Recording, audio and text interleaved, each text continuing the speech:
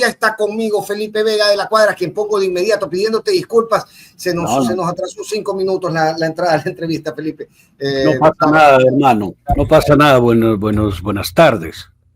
Buenas tardes ya, querido Fe. ¿Cómo estás, hermano?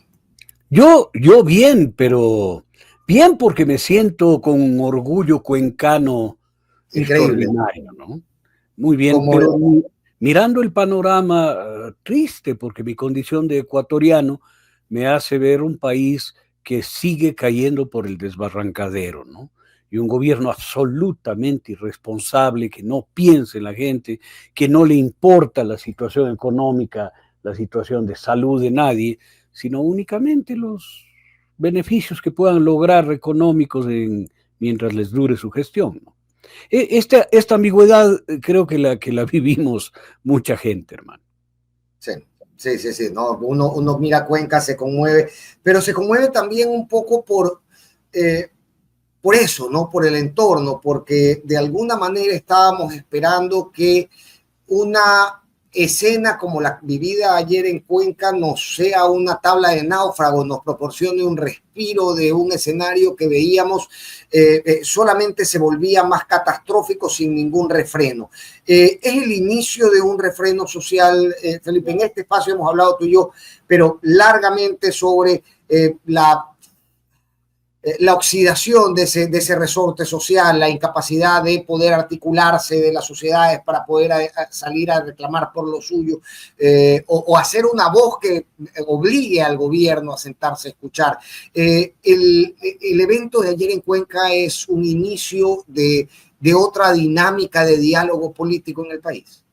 A ver, yo lo primero que pondría, Fernando, en la mesa de conversación es que el evento de ayer fue un evento político, pero no un evento partidista, no, sino la convergencia de una gran cantidad de vertientes, ecologistas, ambientalistas, animalistas, pobladores, campesinos, indígenas, ciudadanos, estudiantes, gente preocupada porque ha sido golpeada la condición básica de orgullo cuencano al atacar la etapa, al meterse con el agua potable de Cuenca, que es uno de los orgullos profundos de la cuencanidad, al menospreciar a Cuenca, al decir, bueno, ustedes verán cómo se arreglan, verán quién les defiende, porque tienen que ir a Londres a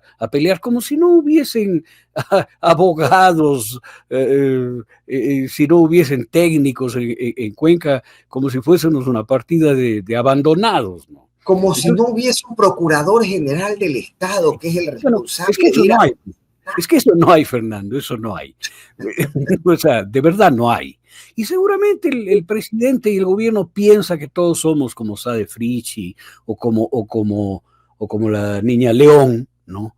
Que se imaginan que somos así, que quedaremos inermes ante, cosa que ya analizaremos y que no es posible. Pero la ofensa total, el abuso es como que entre alguien a tu casa e insulte al abuelito, empuje a la abuelita, patea al perro, le toque la nalga a la hija. Esas cosas son las que te irritan profundamente, pero además quiere robarte y llevarse lo que tú tienes. Por último, se podía haber una discusión si la minería es viable o no viable, en la que no estoy, yo creo que es inviable, pero con la prepotencia, el abuso que ha actuado, por ejemplo, la ministra de Ambiente, que ahora es de Ambiente y Energía y Minería y todo lo demás, ¿no? En una mezcla rarísima, con esa prepotencia de lanzar una autorización por encima de los informes técnicos de etapa, por encima de la consulta que se hizo en Cuenca y entiendo que en el Cantón Girón, por encima de las sentencias judiciales que pedían que se cumpla una serie de procedimientos para poder dar la famosa licencia ambiental, va y lo hace, y pone en duda a los técnicos de etapa. Entonces, eso es entrar a tu casa, insultarte, ofenderte, menospreciarte, orinarse en el plato de sopa y hacer popó en la tapa del piano. Eso no aguanta. limpiarse con la cortina. Claro, y limpiarse con la cortina, ¿no es cierto? Eso es lo que han hecho constantemente. Y la gente que era partidaria de ellos vio que no es así. Entonces, la marcha es totalmente política, no partidaria, con presencia de autoridades y algunos políticos que quisieron ir a pescar a río revuelto como este señor Castro. La gente le sacó a empujones, ¿no? Y le dijo, chao, por más que quiera dulcificar la cosa, era el que le hacía barra mientras el patán que se metió a la casa te hizo lo que te hizo, él hacía barra, ¿no? Y decía, dale, ¿no? Entonces tampoco le iban a permitir que esté ahí.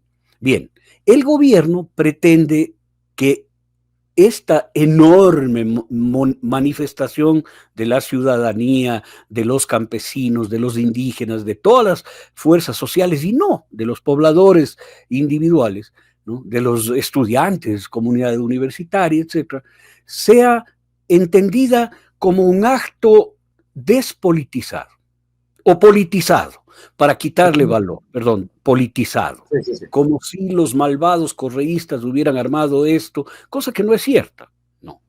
Si es que habían correístas, y sí habían, estaban participando como ciudadanos y ciudadanas. Pero es el relato que se está buscando instalar. Ahora lo escuchaba Carlos Vera decir, convocados por alcaldes correístas, ¿no? Por autoridades correístas, 30.000 personas, decía que eran 30.000 personas, ¿no? Bueno, para eso le pagan, no llama la atención.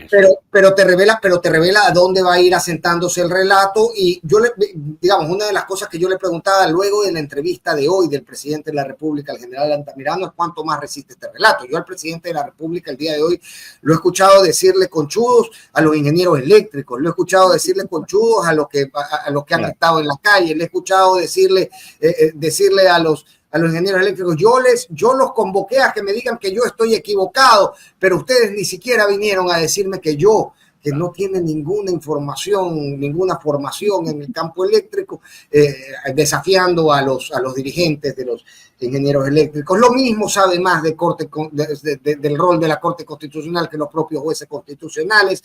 Es decir, es un enfrentamiento, y no se diga en la Asamblea, donde están los terroristas de la peor especie que quieren ingresar pedidos de cambio de orden del día. Entonces, desde ese relato, Felipe, ¿cuánto oxígeno más hay para que se asienten este tipo de cosas? Es que no es una confrontación, Fernando. Es una bravuconada de barrio, cargada de sesgo, cargada de furia y vaciada de contenido, absolutamente. Mira, otra cosa que dice, haciendo un paréntesis que a mí me causó gracia, dice, hemos capturado al 80% de los cabecillas de las bandas narcoterroristas y hemos extraditado a 80. Para, extraditaste solo a uno. No, los 80 fueron extraditados por México, por el gobierno mexicano, por la señora Claudia Sheinbaum, que dijo, no luchamos, señor Trump, aquí tiene 80 cabezas de cártel que les tenemos presos, cójalos, lléveselos. No. Eso porque además tú estás bravo por reclamarte que le invadiste una embajada. Claro, entonces fíjate esto en términos psicológicos lo que significa, ¿no? Lo que significa que hay una despersonalización profunda en el señor, para que asume circunstancias de otro mandatario, de una mandataria de un país con el que tiene bronca, ¿no? Y la asume como si fuera él. ¿Cuántos cabezas de las bandas delictivas se han extraditado al Ecuador? Que yo sepa, solo Fito. No hay más. A Estados Unidos, solo Fito.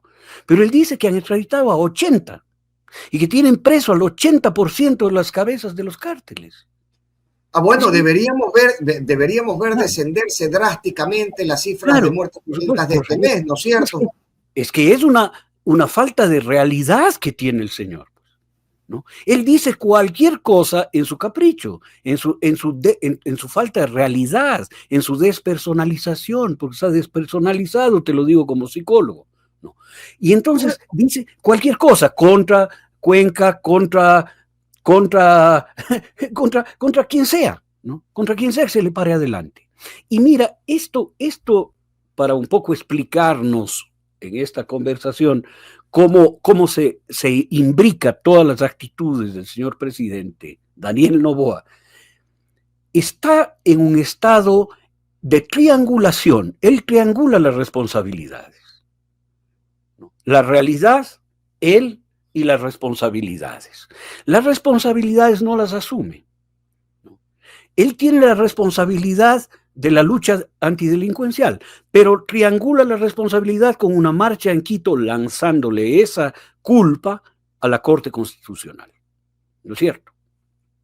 Después hace una marcha en Guayaquil acusándole ¿a quién? Al correísmo de ser el responsable de la violencia en el Ecuador y la falta de paz.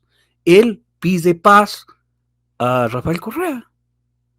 O sea, está derivando la responsabilidad. Va a Cuenca a echar la culpa al alcalde y al prefecto y amenazarles con eso, a echar la culpa a Etapa. Sí. Oye, y no termina ahora es con los ingenieros eléctricos. Es decir, deriva las responsabilidades de todos y no asume ninguna. Esto es muy grave. Ahí voy, pero es realmente una desconexión completa, porque sí, claro, lo pintamos así y vemos que habita en su burbuja rosada y lisérgica y parece completamente desconectado de cualquier conciencia. Pero luego vemos que toma una decisión, manda a sus ministros a comunicarla y sopla un cuartel militar a refugiarse. Claro, entonces, ¿algún tipo de anclaje a realidad sobre los efectos que podrían causar sus decisiones? Hay. Sí, claro, y eso vamos a hablar, pero para contestarte la pregunta anterior, ¿cuánto aire le queda? Yo creo que muy poco. Está dando bocanadas de ahogado por esta falta de realidad, por esta despersonalización y por esta triangulación que está haciendo. Las responsabilidades son de quien sea menos de él, ¿no? Entonces le queda poco aire. ¿Qué le salva al señor Noboa del ahogo inmediato? Que tiene un equipo asesor que no es el equipo de gobierno, Fernando. El equipo de gobierno es incapaz, completamente incapaz, ¿no? Tan incapaz como él, ¿no? Pero tiene un equipo asesor, seguramente armado por su grupo familiar, que le va guiando en el proceso de cumplimiento de las órdenes que le llegan del Fondo Monetario Internacional, que no anda con rositas, pues. O le cumples o estás en contra. Bueno, hoy él ha dicho que el Fondo Monetario, los multilaterales se ponen muy bravos por las medidas de compensación que él le ha dado a los transportistas y que él se va a enfrentar a los multilaterales. Eso le instruyeron que diga. La otra fuente de órdenes es el Departamento de Estado norteamericano, al cual tiene que cumplirle literalmente lo que diga el señor Rubio o le mande a decir Trump, porque creo que Trump no habla con él, ¿no? Yeah. Y el tercera fuente de órdenes del señor Noboa nacen de los intereses económicos de su familia y de sus vinculaciones económicas, ¿no? Entonces, él por sí solo, con el gobierno que tiene, no puede cumplir eso. Por eso tiene un equipo asesor, como tenía Alvarito para administrar el grupo, ¿no? Un equipo asesor que todos los días, Fernando, según sé, hace mediciones de cómo está el ánimo, cuáles son las reacciones posibles, hace focus group, ¿no? Y tiene cada día el panorama de lo que sucede en el estado de ánimo, en la visión política, en las expectativas de la ciudadanía en el Ecuador. Y con eso van diciéndole, haga esto, desaparezca, salga y diga, póngale al ministro, tome las medidas. Entonces toma una medida que es inédita.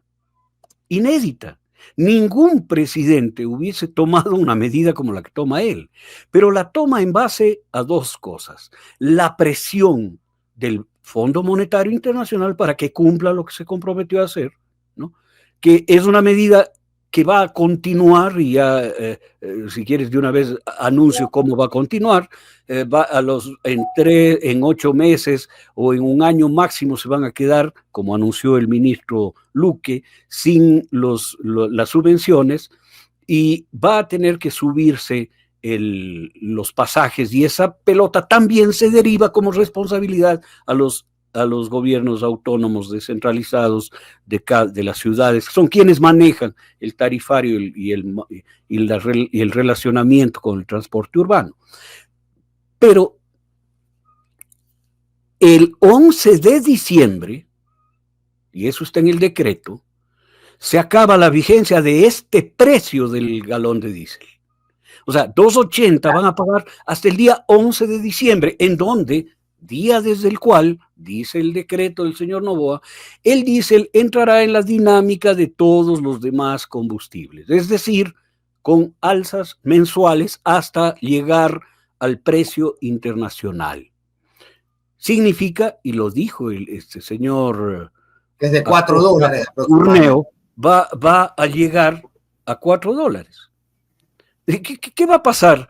¿Qué va a pasar con las subvenciones? Ahí nada, con las subvenciones que van a dar, con los bonos que van a dar. ¿Qué va a suceder?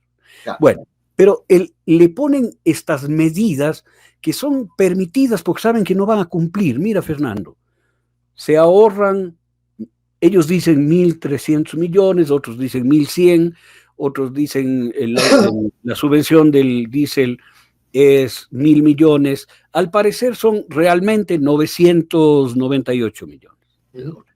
Está bien. Se ahorran 1.000, digamos, 1.000 millones, pero comprometen 1.100. O sea, qué negocio más estúpido, y son empresarios, o sea, perdóname.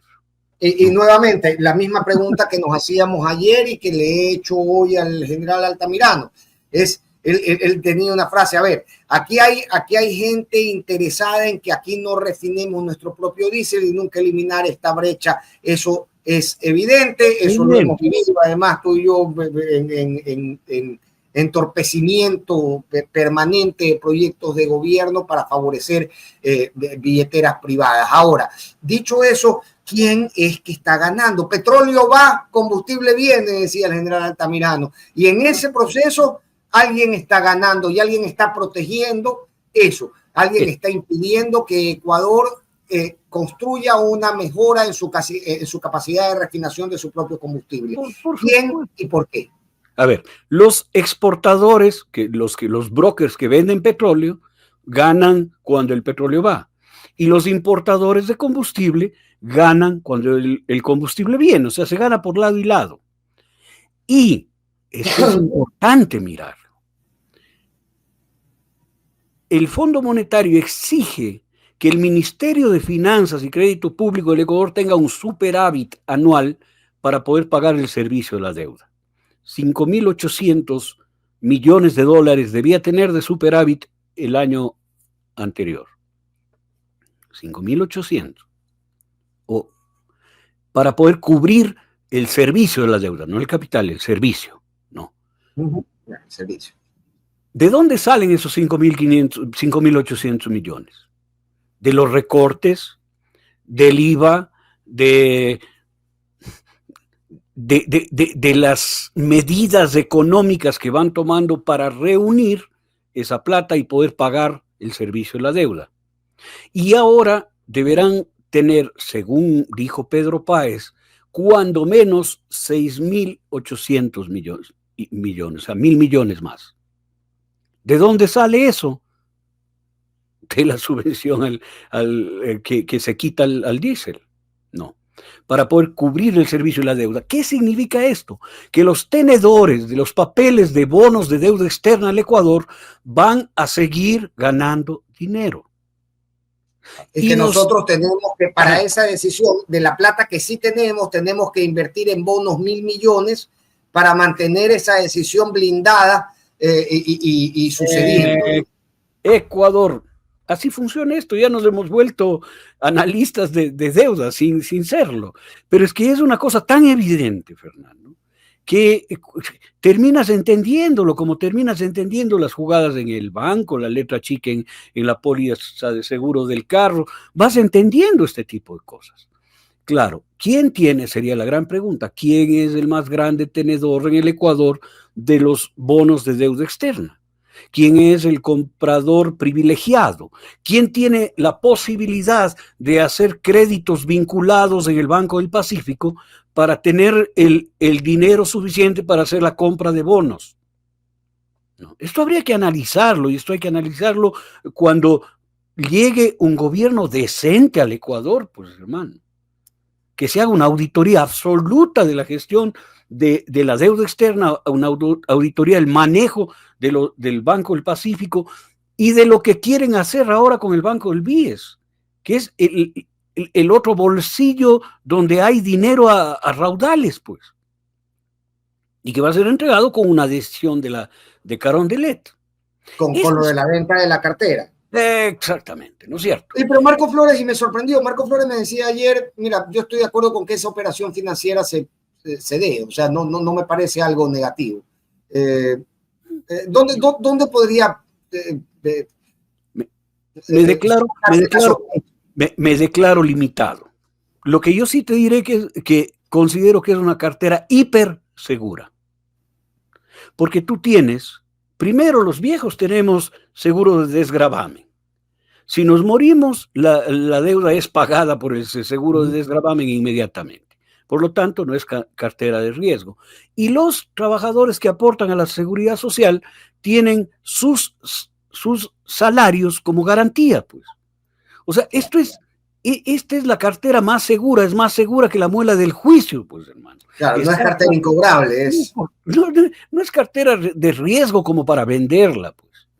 Las carteras que se venden son carteras que tienen calificaciones de riesgo alto, creo yo. Yo no quiero discutir con un economista que sabe de eso, pero en mi creencia es eso, se venden las carteras que tienen riesgo. La cartera del Instituto Ecuatoriano de Seguridad Social a través del BIES es segurísima. ¿Por qué tienes que venderla si te está produciendo un ingreso constante a las arcas de la seguridad social? ¿Por qué tienes que venderla? ¿Por qué tienes que perder plata en la venta? Tienes que perder plata en la venta porque nadie te va a comprar para perder ellos. Van a ganar plata, ¿no es cierto? Estas son las cosas de 1+1, de pensamiento común, que no llega a ser científico, pero que te dicen, oye, algo huele mal en Dinamarca. No, sí. Algo apesta en Dinamarca. Sí. Pero este tipo de cosas, Fernando, las hace Daniel Noboa porque tiene un equipo asesor que está midiendo y permitiéndole hacer. Y recomendándole qué decir, dónde ir, cómo hacer. Mira, que la vicepresidencia haya sido cambiada de su sitio natural de funcionamiento a Otavalo, yo me preguntaba, digo, ¿por qué? Y se me vino a la mente un evento que yo lo viví desde afuera de Carondelet, pero en Carondelet siempre nos comentaron el evento. Y tú te acordarás de esto, que fue cuando León Férez Cordero fue retenido en Taura. Y que Luis Robles Plaza, que era ministro de gobierno, con otras personas más, llegaron al despacho del vicepresidente y se lo llevaron con la Guardia Presidencial, con gente de la Casa Militar, se lo llevaron a la residencia en la presidencia y le encerraron, sin posibilidad de comunicación. Porque cuando hay una situación compleja que el presidente no está por circunstancias diversas en la sede de gobierno, entonces se cumple lo que decía José María Velasco Ibarra, el vicepresidente, un conspirador a sueldo. Nunca dijo la vicepresidenta, pero bueno, el vicepresidente es un conspirador a sueldo. Y por eso tal vez le mueven de ahí, ¿no? Para que no haya nadie en Carondelet, ni haya ninguna tentación. Pero, es otra lectura. Yo tenía la lectura de acaparar cuanto más se pueda territorialmente con presencia militar en las zonas donde la organización social es más, digamos, está más activada. No necesitan, hermano, no necesitan. Mira, ¿por qué Otavalo? Porque en Otavalo está el único destacamento policial exclusivo de mujeres. La Escuela de Formación de Mujeres Policías de San Pablo del Lago. Bueno, eso lo sabemos los que los que hemos estado vinculados a la institución de alguna manera, ¿no? Entonces, tú tienes ahí un recinto policial donde puede estar la vicepresidenta, sin ningún problema, ¿no es cierto? Rodeada de personal policial femenino, con dos objetivos: protegerla o cuidarla. Encapsularla. Encapsularla, ¿no es cierto? Claro. Yo creo que todo esto es manejado por este equipo de esta especie de think tank que va manejando y poniéndole los escenarios y las opciones, porque lo otro es medio falso, que ella viene a controlar al movimiento indígena de Imbabura, mientras él va a controlar el movimiento indígena de Cotopaxi. No, en Cotopaxi hay una base aérea, el aeropuerto de La Tacunga, donde estarán todos los aviones y helicópteros que necesite para salir del país en caso de que el escenario cambie. Estas son previsiones que se hacen, para que no le pase lo que le pasó a Lucio Gutiérrez, pues. ¿No es cierto? Número uno. Y número dos, tiene el Fuerte Militar Patria, sede, centro de operaciones de las Fuerzas Especiales del Ecuador. O sea, La Tacunga es seguro como caja fuerte, pues, ¿no? Y con salidas de emergencia. Es el lugar ideal para hacer lo que están haciendo. En la eventualidad de que la marcha de Cuenca pudiese encender el polvorín, cosa que no creo, fíjate. Yo no creo que se encienda un polvorín aquí. Creo que va a ir acumulando incomodidad, acumulando posibilidades de movilización política de la sociedad, pero esto va a ser un poco más largo, ¿no? Va a ser y esto quiere decir que, digamos, cancha tiene todavía, cancha y pelota, y esto a mí me llama la atención, Felipe, porque ahora que me decías, lo hace porque se lo piden los organismos internacionales, lo hace porque se lo diseñan sus estrategas. Yo pensaba para mis adentros, y lo hace porque puede. Porque este diseño institucional no le ha mostrado refreno suficiente a los ímpetus del Carondelet, y creo que eso nos hace plantearnos también cómo está diseñado el Estado. Cuando decías, va a llegar un gobierno decente que investigue y audite todo esto, yo pensaba en el Consejo de Transición y pensaba en que la institucionalidad de mi país permitió bloquear a un tipo que horrendamente se declaraba por encima de la Constitución y a sus decisiones a posteriori. Entonces, la pregunta es, ¿el Estado tiene lo suficiente para funcionar como contrapeso de esta voluntad que, de nuevo, desconectada, casi lisérgica, que se impone desde Carondelet? Claro, esto ya lo conversamos de alguna manera, Fernando, en otra oportunidad contigo. En esta, diré, en este error conceptual que vivimos en el Ecuador, de que la política está en la institucionalidad del Estado, ¿no? Y que ahí, solamente ahí se juega, en la institucionalidad del Estado. Y esto es un tema que ya van muchos años jugando en el Ecuador. Entonces, todo lo que vemos es lo que pasa en la asamblea, lo que pasa con el presidente, lo que pasa con los ministros, lo que pasa con los alcaldes, lo que pasa con los prefectos y prefectas, lo que pasa dentro de la institucionalidad, con el Consejo de Participación, con la Corte de Justicia, nada más. Y solamente eso. Y la política se restringe a eso, se constriñe a eso, ¿no? Que es una versión falsa del ejercicio de la política. El ejercicio de la política viene de la polis, de la ciudad, ¿no? De los pobladores de la ciudad. Allí nació la política en Grecia, porque polis es ciudad, ciudadano, es el ejercicio de la ciudadanía, no del gobierno. Esto hay que entenderlo muy, muy bien. Entonces, todo este caos, este horror político, deviene del horror gubernamental, que puedes hacer lo que sea. La Constitución es letra muerta que sirve solamente para justificar mis acciones o para atacar las tuyas. No hay otro uso para la Constitución. no hay respeto a la legalidad, no hay legitimidad, una serie de cosas que devienen de haber centrado la política en la institucionalidad del Estado. Que esto yo le llamo bonapartismo. Porque tanto Napoleón Bonaparte como su sobrino nieto Napoleón III hicieron eso, todo el poder para la burocracia, todo el poder para los funcionarios. Y tú te acordarás de una novela maravillosa se llama El Conde de Montecristo, ¿no?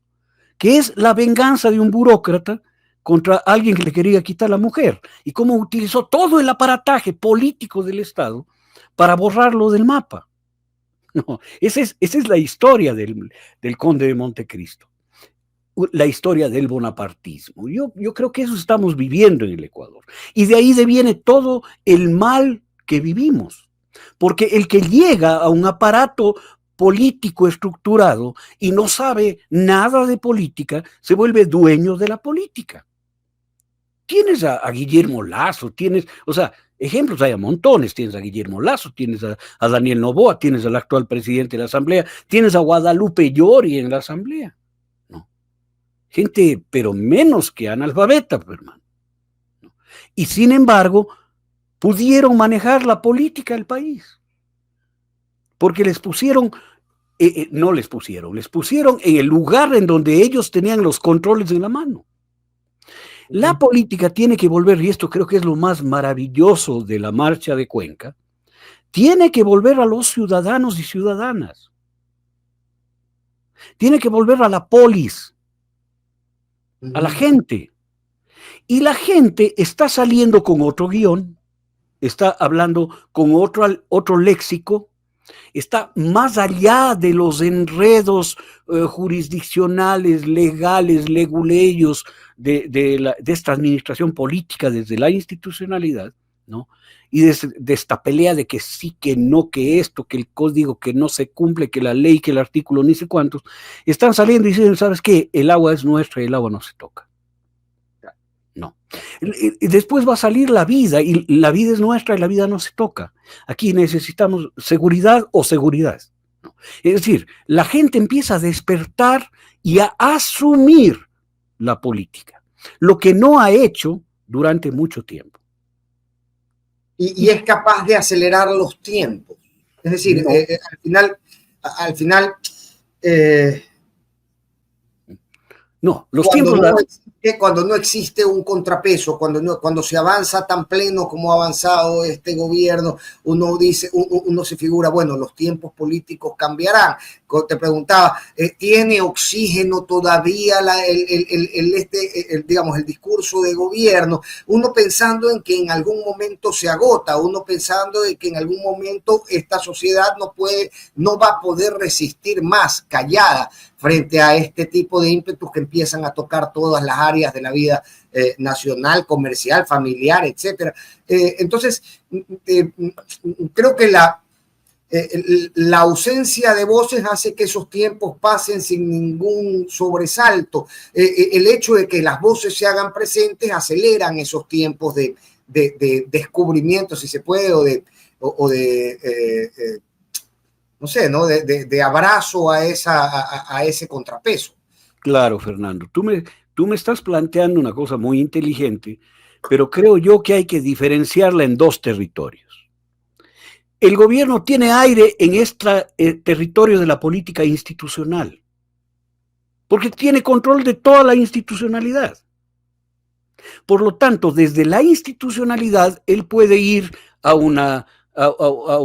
la consulta que irá a una asamblea constituyente, que irá si es que le da la gana, ¿no es cierto? Aire en la política institucionalidad tiene, porque tiene en la mano a toda la institucionalidad del Estado. Aire en la política de la gente, ejercida por la gente, no tiene. No tiene. Cuenca ha demostrado eso. Él no tiene aire, ¿no? Pero lo pensábamos antes de la segunda vuelta también, Felipe, y ahora lo estamos pensando de cara al 30 de noviembre y a una consulta que propone el gobierno. Sí. y claro, porque no, lo pensamos desde la lógica, ¿no? Pero no, a veces no tiene lógica este país. claro, pero estábamos juzgándole desde el territorio de la política ejercida por la institucionalidad, que es el evento electoral, pues, que es el Consejo Nacional Electoral, que es la Corte, el Tribunal Contencioso Electoral. Es decir, desde la perspectiva del ejercicio político institucional bonapartista en el Ecuador, por supuesto que tiene aire, por supuesto que nos vamos a equivocar, por supuesto que nos vamos a dar un suelazo pensando que ya Luisa González ganó. No va a ganar. Y si es que vamos en esas mismas condiciones a un proceso electoral, una consulta popular, una asamblea constituyente, va a pasar lo mismo. Va a pasar lo mismo que pasa hoy en la Asamblea. ¿No? Se va a reproducir íntegra y agravada la institucionalidad de la democracia. ¿No? El tema es que tenemos que dar el salto al otro lado, Fernando. Tenemos que cambiarnos al río que se formó ayer en Cuenca y que va a inundar toda la patria, pues. Yo había puesto eso en un post de Facebook, ¿no? El río va a inundar toda la patria. Es decir, va a jalar la política hacia el ejercicio de los derechos de las personas, más allá de la institucionalidad. Más allá de la institucionalidad. ¿Quién pretendió hacer eso históricamente? La Comuna de París, contra Napoleón. No. Es un reventar de los límites que te impone la institucionalidad aparentemente democrática, que solo te explota, te aprieta, y cuyo contendor y cuyo contradictor se termina convirtiendo los libertarios. Porque los libertarios atacan a esa versión de un Estado que monopoliza la política y que lo único que hace es constreñirte, cobrarte impuestos, apretarte, ponerte sanciones, ¿no? Y los libertarios salen y dicen, es un horror el Estado y hay que ser un topo y hacerle pedazos. Y la izquierda no entiende esta dinámica y sigue insistiendo, mi querido Fernando, como si la reivindicación más grande es que te den 2 oportunidades de hablar en la asamblea. Ahí quiero llegar. Qué bien que hayas anclado en este puerto, Felipe, porque realmente, a ver, uno ve este quinto río, ¿no? Y dice, ok, qué maravilla ver a la gente unida por un propósito que al final no es partidista. Pero lo cierto es que ese ímpetu, esa espontaneidad ciudadana no puede mantenerse o sostenerse en el tiempo, salvo que hubiera algún tipo de dirección. Alguien con la capacidad de aglutinar, alguien con la capacidad de liderar, y ese liderazgo no está hoy por hoy en Leonidas Issa. Realmente su paso por la presidencia de la CONAIE no lo dejó muy bien posicionado. No está tampoco en la Revolución Ciudadana o en Luisa González, porque al final creo que el hecho de que ayer, si ayer hubiera aparecido las grandes figuras de la Revolución Ciudadana en la marcha, lo más seguro es que le hubiera dicho, oiga, retírese, no queremos politizar esto, es decir, están tanto desprestigiados para ello. No está en las agremiaciones, en los gremios de maestros, en los gremios los gremios de trabajadores, tampoco. Nadie va a seguir en este momento de la vida nacional el liderazgo de señor Chica del CUT, ni del señor Quispe de la UNE. Digamos, pueden estar ahí, se los puede escuchar hablar, pero no es que va a volcarse la gente a seguirlos. Entonces, ¿qué nos queda? ¿Dónde está? ¿En qué momento está? A mí lo que me preocupa es que manifestaciones como la de ayer al final queden huérfanas de liderazgo y se diluyan en el tiempo. No, yo creo que ahí hay una dinámica generadora. Las movilizaciones sociales generan liderazgos sociales. Lo que pasa es que la gente no quiere liderazgos institucionales.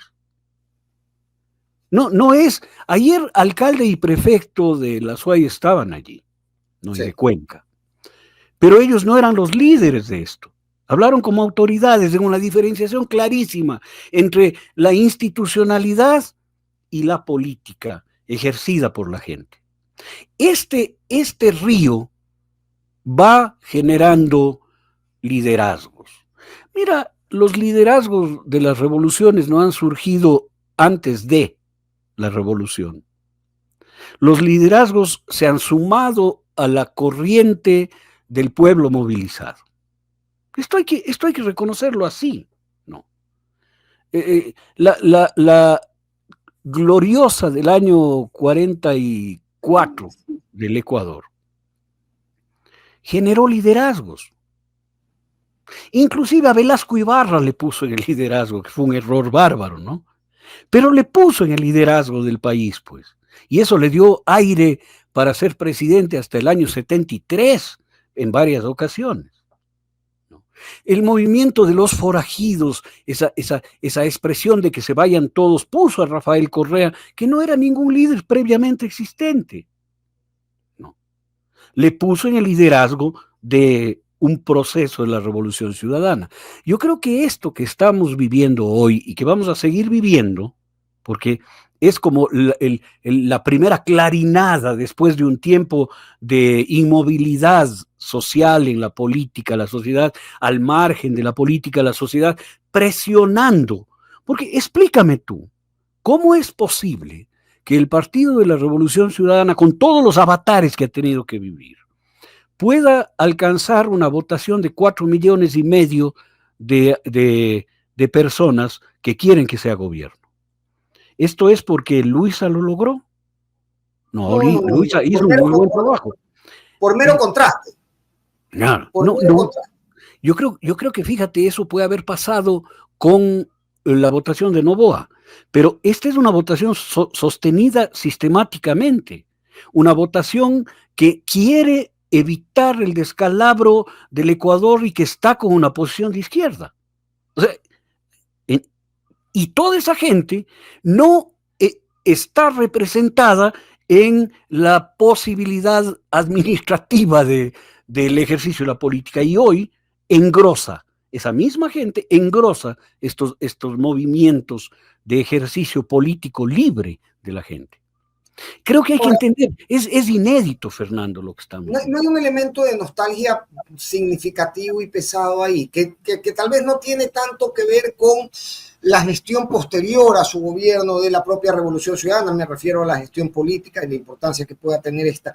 Y la gente, por eso te decía, por mero contraste, ¿no? Al final ve que hoy no tiene la misma calidad de vida que tenía cuando gobernaba Rafael Correa y termina por votar, pero por votar por la Revolución Ciudadana tal vez por falta de alternativas, es decir, a ver, yo lo que he visto el día de ayer es que mientras Cuenca marchaba, Rafael Correa ponía un video de cómo se fraguó el fraude con la tinta de Magic Ink y la noticia que provenía desde la Revolución Ciudadana era el otorgamiento de la ciudadanía colombiana a Jorge Glass. Es decir, son dos temas que ciertamente ayer en el abanico de información que había lucían desconectados, Felipe, lucían divorciados de lo que realmente estaba pasando y aquello que nos tenía a todos mirando las transmisiones en vivo.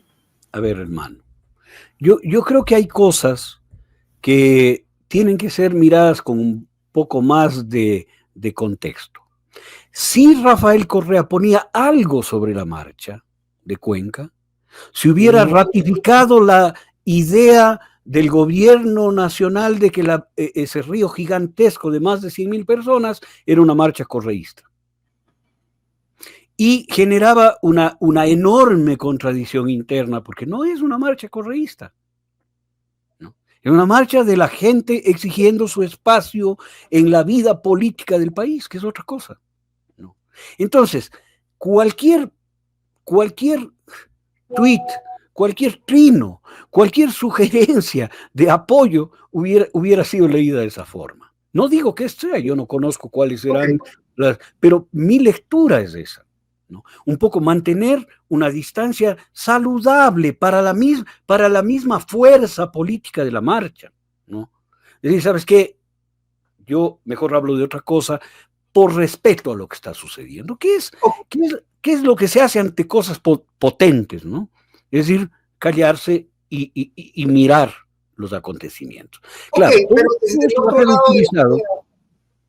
desde el otro lado de la moneda, siendo yo un ciudadano que voy a ver en este momento de la vida nacional qué es lo que el político de mi preferencia tuiteó y me encuentro con la tinta mágica, francamente, no percibo una conexión con aquello que me está preocupando en este momento, en este día y a mí. Claro, pero tampoco es dable que los liderazgos políticos corran y actúen en base del inmediatismo del día a día. Eso tiene que hacer el periodismo y la comunicación, no la dirigencia política. La dirigencia política tiene que tener una visión mucho más estratégica. No sé, yo no conozco a fondo las cosas. Yo soy un hombre de la Revolución Ciudadana, pero soy un militante de base, ¿no? Que siento que hay un espacio de expresión gigantesco en una marcha como Cuenca. No para mi militancia política, sino para mi deseo político de que se ejerza la política desde los espacios más sanos de la sociedad, desde las menores componendas, los menores espacios de componenda, desde los menores espacios de beneficio personal, que es lo que se ha reclamado siempre. Cuando el Ecuador gritaba que se vayan todos, y eso llevó a la Revolución Ciudadana al poder, ¿no? Y llegó Rafael Correa solo, sin candidaturas a diputados, porque hay que acordarse, llegó solo, sin una autoridad electa más, ¿no? Él solito. Eso fue leído por la gente que esperábamos que se vayan todos como la muestra de que la política es posible de ejercer desde la sociedad. Y ahí está la generación de liderazgos que me mencionabas hace un momento. Y la pregunta es, ¿existe posibilidad de que se cocinen nuevos liderazgos en este momento? Está claro que el liderazgo de la marcha no le va a pertenecer a estos gremios que mencionábamos ni al correísmo per se. Mira, yo le he escuchado hoy hablar en Radio Pichincha a uno de los responsables, un chico muy joven, de algún colectivo ambientalista, que tiene una visión brillante, ¿no? No le conozco, cuencano, no le conozco, no sé quién es, ¿ya? Pero me he quedado asombrado de toda la capacidad de análisis político que tiene y de toda la transparencia con la cual habla de esta enorme marcha que fue, del cual fue parte organizativa él. Y como él habrán muchos más, ¿no? Como él habrán muchos más que ya se irán revelando para la ciudadanía y ya se irán convirtiendo en líderes. ¿Líderes de qué? De un proceso que niega y que va a negar y confrontar a la derecha, a la oligarquía, a la voracidad, que va a defender la naturaleza y los derechos de la naturaleza, por lo tanto va a defender la Constitución, ¿no? Que también tuvo una génesis desde la sociedad. Y estas son las cosas importantísimas que se vienen, ¿no? Que se vienen con una fuerza enorme en el Ecuador, con la fuerza que se pudo ver en Cuenca. Lo que pasa es que en la política hay dos posiciones, mi querido Fernando. Una, más allá de las ideológicas, ¿no? Una, que desde la estructura del Estado, tú quieras mover a la gente, y otra es dejarse llevar por la fuerza del pueblo, de la gente que quiere cambios, que quiere soluciones, que te está gritando todos los días en las puertas de los hospitales, ¿no? Y mira, es absolutamente identificable la diferencia entre lo que vimos en Guayaquil la semana pasada y lo que hemos visto ayer. Por supuesto. Todo el mundo, hermano, en la marcha sabía por qué estaba. Exacto. Esa gente sabía por qué estaba ahí. Pusimos al inicio de este programa un video que muy amablemente Enrique Avilés nos cedió. Él estuvo en la marcha y él recopila varias entrevistas a personas que estaban en la marcha. Y yo marcaba anoche, cuando recién lo poníamos al aire, que efectivamente tú puedes ver que en las diferencias, algunas muy distantes de la realidad de cada uno de los entrevistados. Todos, absolutamente todos, tenían un motivo para estar ahí. Y ese motivo era transversal a todos. La defensa del agua. A mí porque me gusta tomar agua limpia del grifo en el centro más urbano. A mí porque si no se me mueren mis vaquitas. A mí porque si no, no voy a poder regar mi chacra. Entonces, y no cocinar el mote. Y no hay canelazo. Claro. Tenemos de hecho en esta entrevista diciendo a un fabricante de cerveza diciendo: yo fabrico mis cervezas con agua de Quimsacocha, el agua es vida y la vida sin agua no hay vida, sin agua no hay cerveza y la vida sin cerveza no es vida, ¿no? Incluso así, pero cada uno desde su pequeño lugar tenía muy claro por qué estaba ahí, algo que al final, como llevado como pregunta a los asistentes de la marcha en Guayaquil, se terminó transformando en meme, porque no había nadie que supiera. Que pasó lo mismo en la de Quito, ¿no? En la de Quito, porque son dos ejercicios diferentes. El uno, el generar un show aparentemente político desde las intenciones de la estructura de gobierno, y la otra es la expresión de la política en manos de la polis, de la gente, ¿no? Y creo que hay que entender esa diferencia, porque quien no entienda esa diferencia y piense que esto es una cosa articulada por la maldad de Correa y la influencia y el influjo psíquico y qué sé yo, ¿no? Está perdido en el espacio muestral, no entiende nada. Y va a ser arrasado por el avance de la historia. La historia avanza por ahí, Fernando. Así avanzó el Ecuador luego de los 7 años de 10 gobiernos, levantamientos, caídas, sucesiones presidenciales, y llegamos a la conclusión de que se debían ir todos. La gente, en la calle, llegamos a la conclusión de que se debían ir todos, ¿no? Y esa ola llevó al proceso de la Revolución Ciudadana, que ha sido atacado, pero que persiste como intención de fondo de la gente, pues, Fernando. Porque no nos sentimos satisfechos con lo que vivimos el día de hoy. Y esta no es reminiscencia. Claro.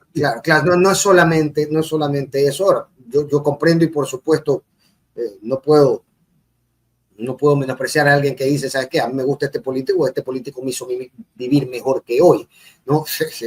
Al final es un motivo más que legítimo, esta nostalgia, quiero decir.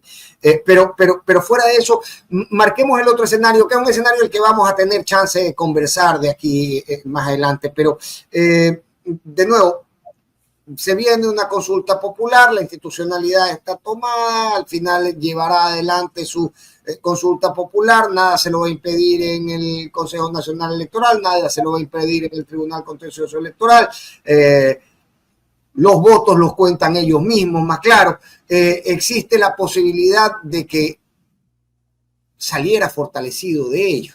Y ahí, Felipe, toca marcar cuál sería el camino para tratar de funcionar como contrapeso.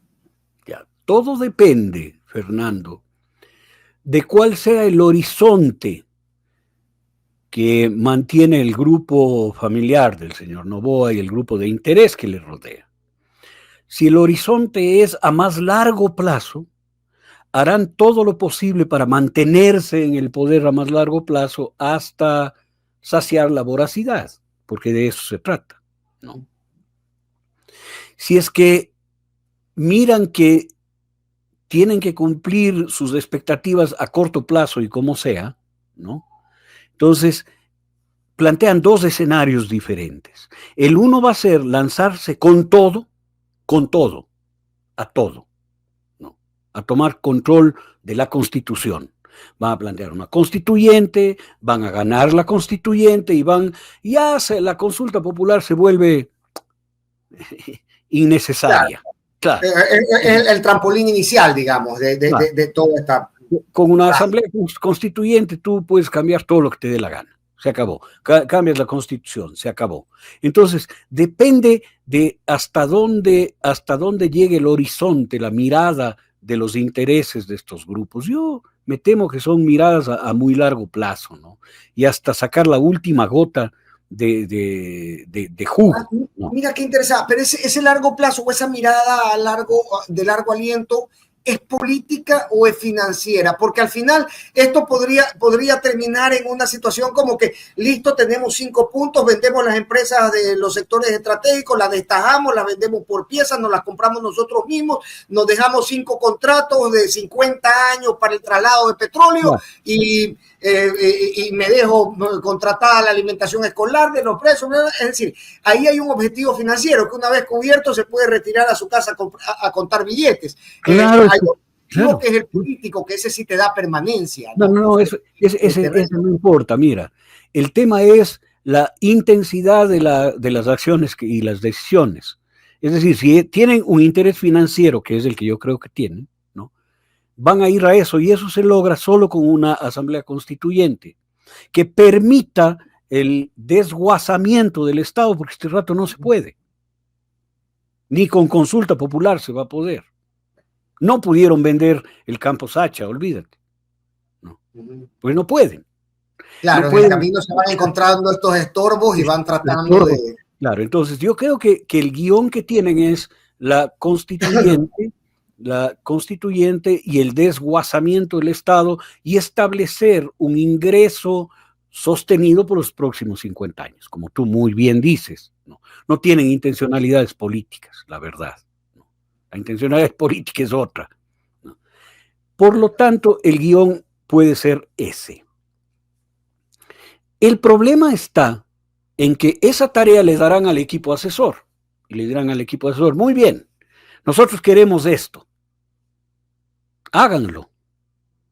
Y el equipo asesor se va a poner en pindingas porque tiene que llegar a eso. En un país que empieza a movilizarse. Mira, yo voy a hacer una infidencia. En alguna de las infidencias también que me han hecho, ¿no? Calificaban este equipo de asesor y de análisis a las manifestaciones de la Universidad Central, del MPD, ex MPD, de la UNE, de la UGT, como movilizaciones de baja intensidad que tienen que ser permitidas y reprimidas medianamente, porque devienen de espacios caducos que huelen a humedad y a viejo. Fíjate tú. O sea, eso van a permitir de alguna manera, porque el crecimiento de la protesta no va a ir por ahí, sino de la polis, de la ciudad.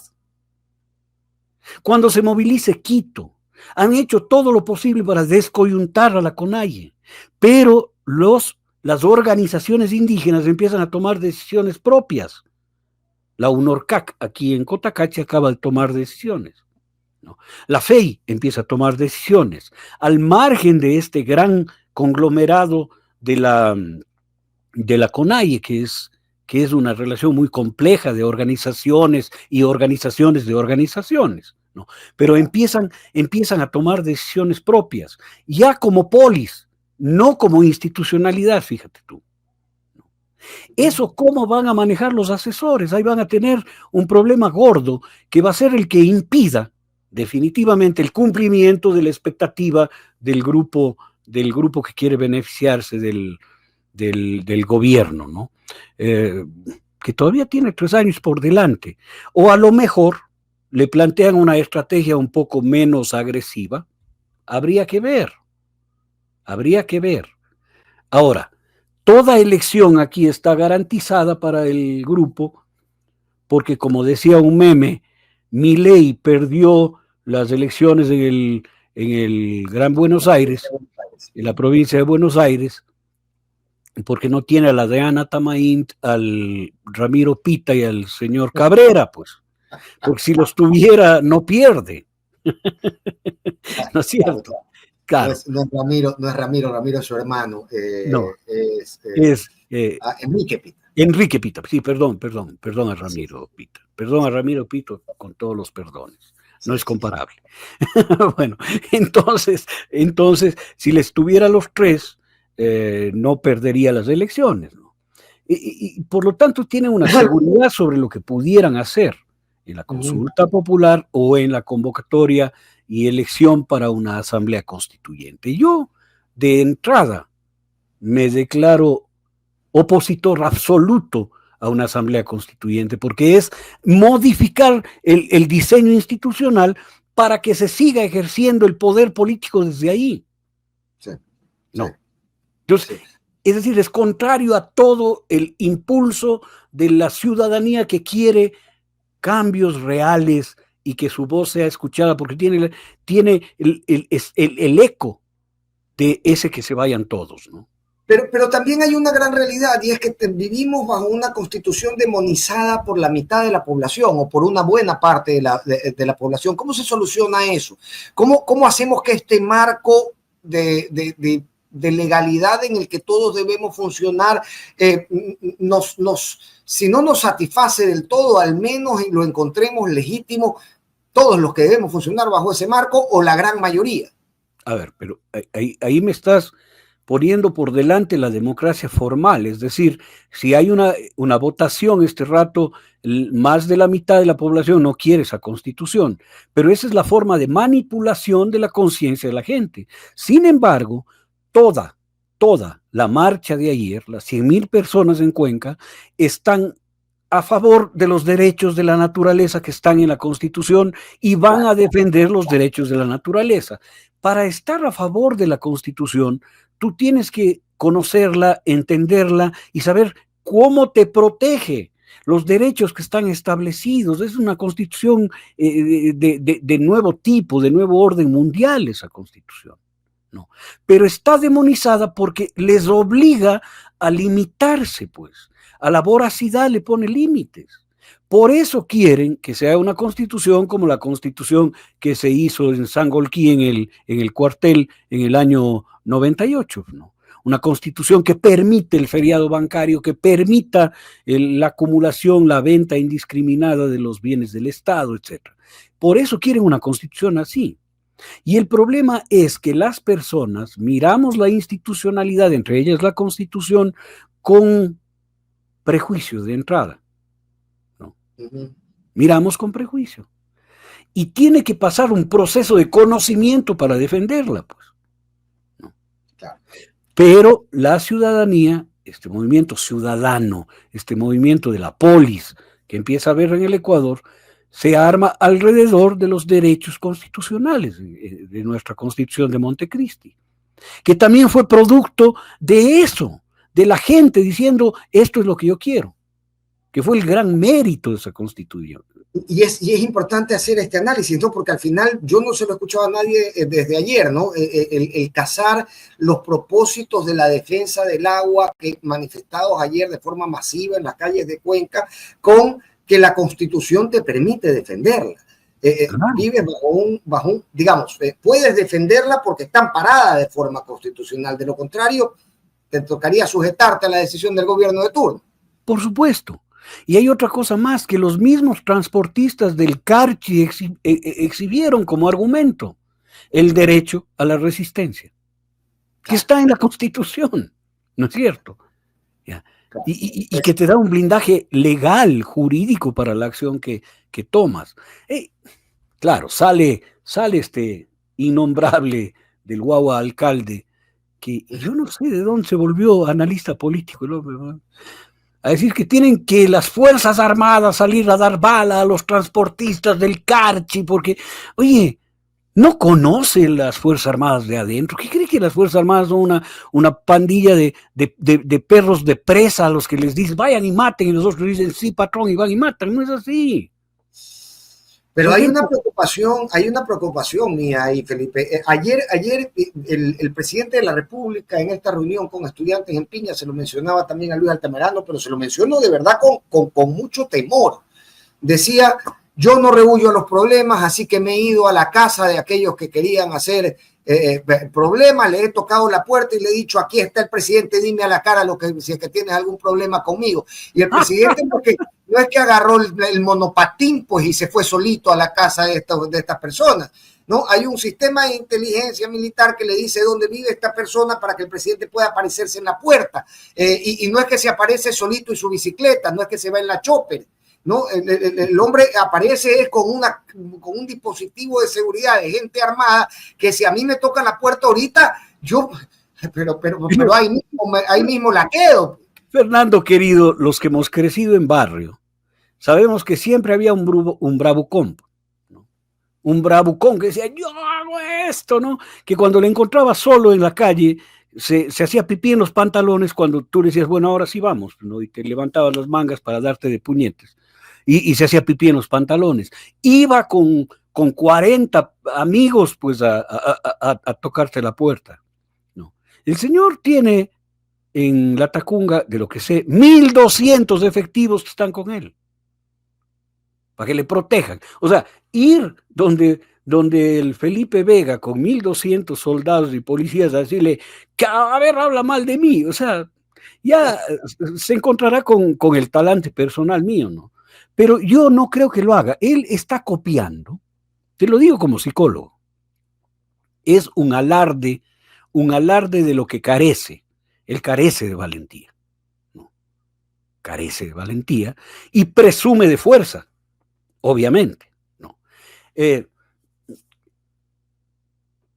Hermano, está copiando los alardes de uno de los bravucones más célebres del planeta, que se llama Donald Trump, ¿no?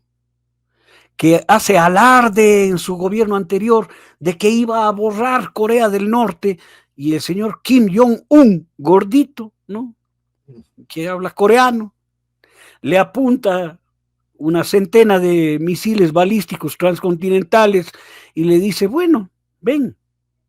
Y el otro va a darle besos, hermano. Y no es contigo, o sea, no. Somos amigos, y se toma fotos abrazado con Kim Jong-un. No me estoy inventando, Fernando.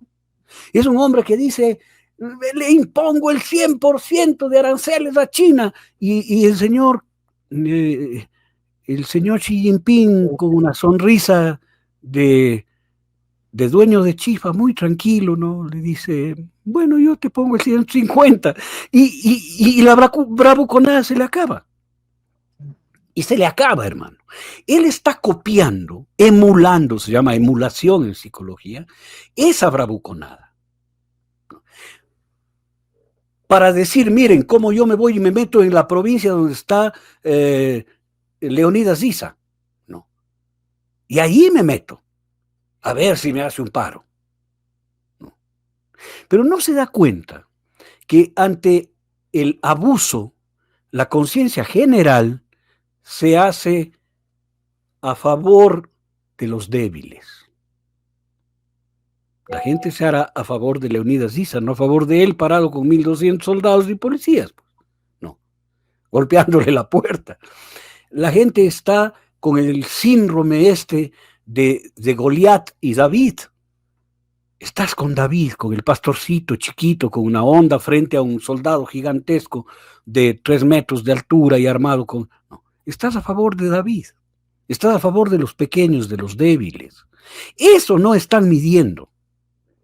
Las bravuconadas te demuestran su debilidad. Y si está débil en este momento, es porque su gobierno está aproximándose a un, ¿qué diré?, despeñadero sin vuelta, pues, ¿no? Me gustaría estar tan seguro como tú, Felipe. Yo que he visto a esta sociedad aplaudirle a militares y policías que llegaban a las Chile después de asesinar con ciudadanos, creo que veo el panorama un poco sombrío, pero déjame confiar un poco más en... Y yo creo que habrá policías y militares capaces de matar sin ningún problema, ¿no?, y de cumplir órdenes, pero sé que la inmensa mayoría son gente profesional. Y en eso no voy a cambiar de opinión, Fernando. No voy a cambiar de opinión, porque estas Fuerzas Armadas y esta policía han demostrado en la historia del Ecuador lo contrario. Mientras las Fuerzas Armadas argentinas estaban encaramadas en un genocidio de jóvenes progresistas, ¿no?, y de izquierda, las Fuerzas Armadas ecuatorianas estaban haciendo una revolución nacionalista, nacionalizando el petróleo. Claro que alguien ordenó la muerte de algunas personas, sí, pero las Fuerzas Armadas no se encaramaron en eso. Cierto es que fueron policías los que desaparecieron a los hermanos Restrepo. Y cierto es que policías se sumaron en acciones miserables contra Alfaro Vive. Pero no toda la policía se sumó a eso. Acuérdate tú que fueron policías los que denunciaron la desaparición y el asesinato de los hermanos Restrepo, ¿no? O sea, no tenemos una institucionalidad asesina, y en eso yo me voy a mantener, Fernando, porque conozco las dos instituciones por dentro. No es una esperanza de quien perdió la esperanza, no es cierto. Yo estoy de acuerdo con eso, no primordialmente, y ya hemos tenido la oportunidad de conocer policías y militares.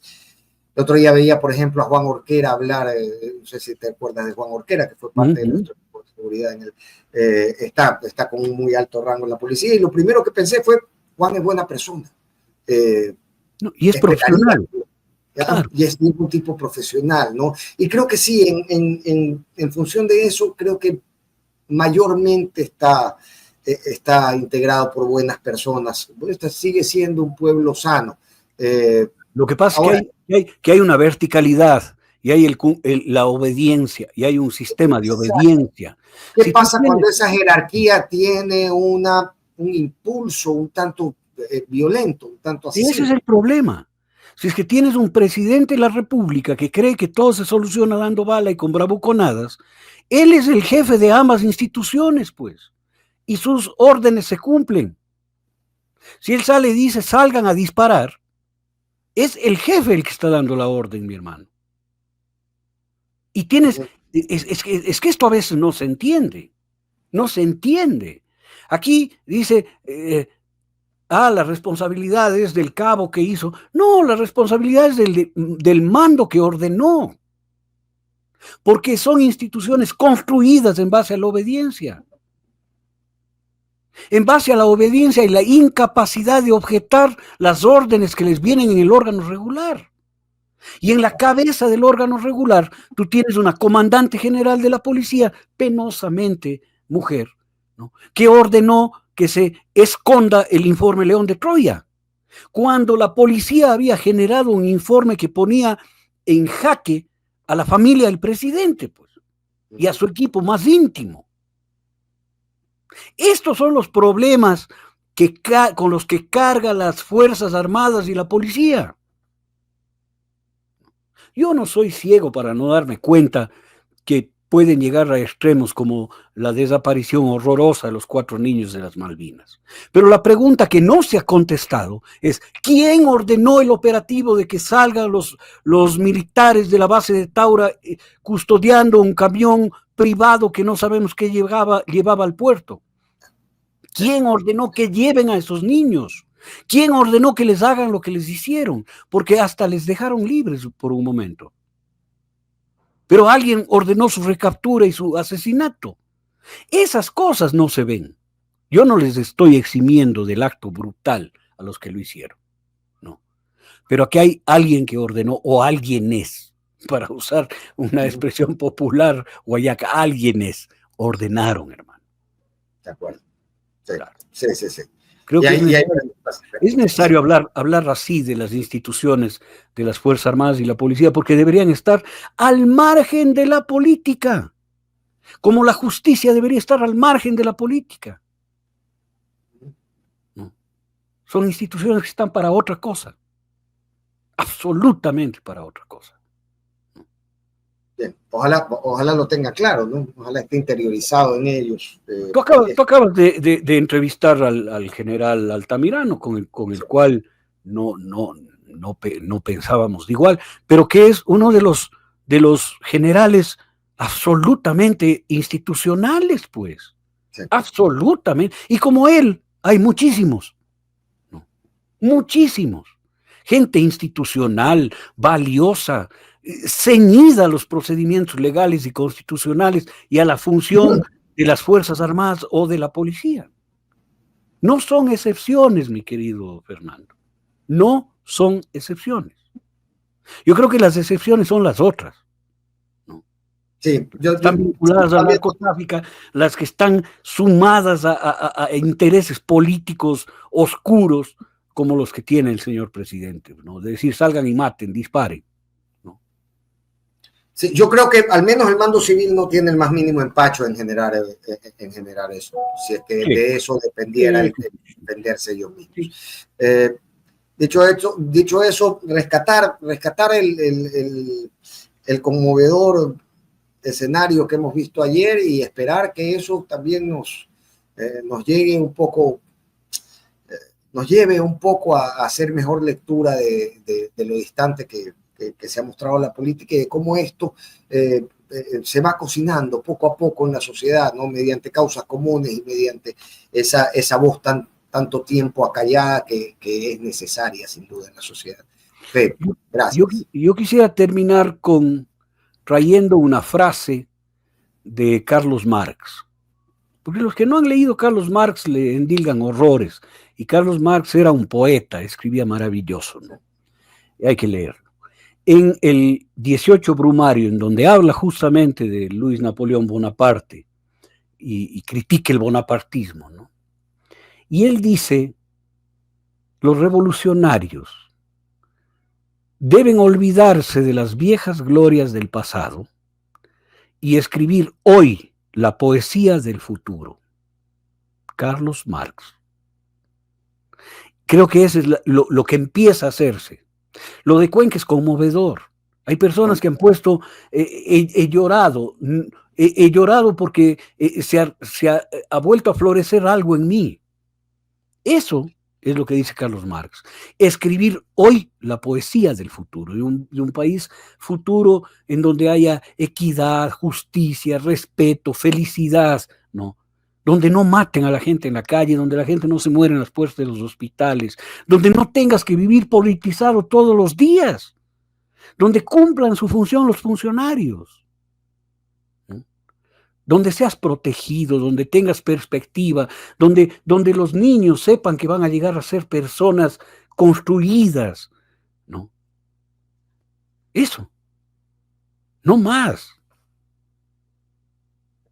Donde los padres sepan que si el niño sale a jugar al parque va a volver y va a volver saludable y va a volver saludable, ¿no? Y no va a ser víctima para ser sicario de nadie, ¿no?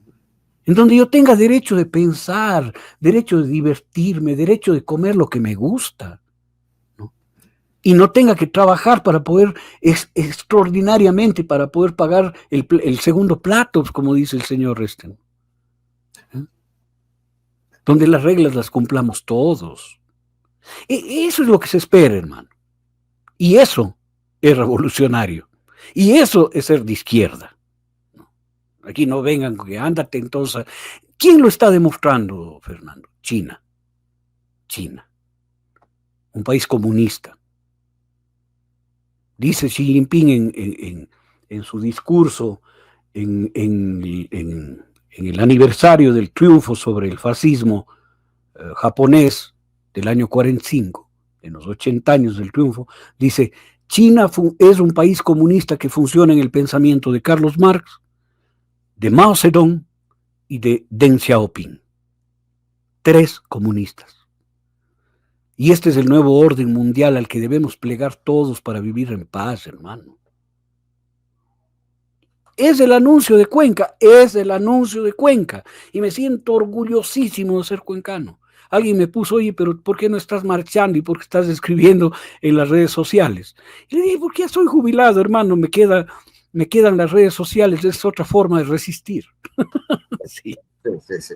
Y estamos para echar mano de todas las formas de resistencia. El momento lo exige así, Felipe, con nuestra voz, con nuestro impulso y con lo que podamos hacer, ¿no? A veces se puede estar en la calle marchando, o en otras ocasiones se puede estar haciendo opinión pública para tratar de llamar a una conciencia mayor. Ya, querido amigo. Qué lindo es conversar contigo, querido amigo. Contigo, tú tienes la capacidad de hacerme ir al profundo del pensamiento y te juro que extraño trabajar contigo. pero de verdad. Y yo también, de verdad, de verdad.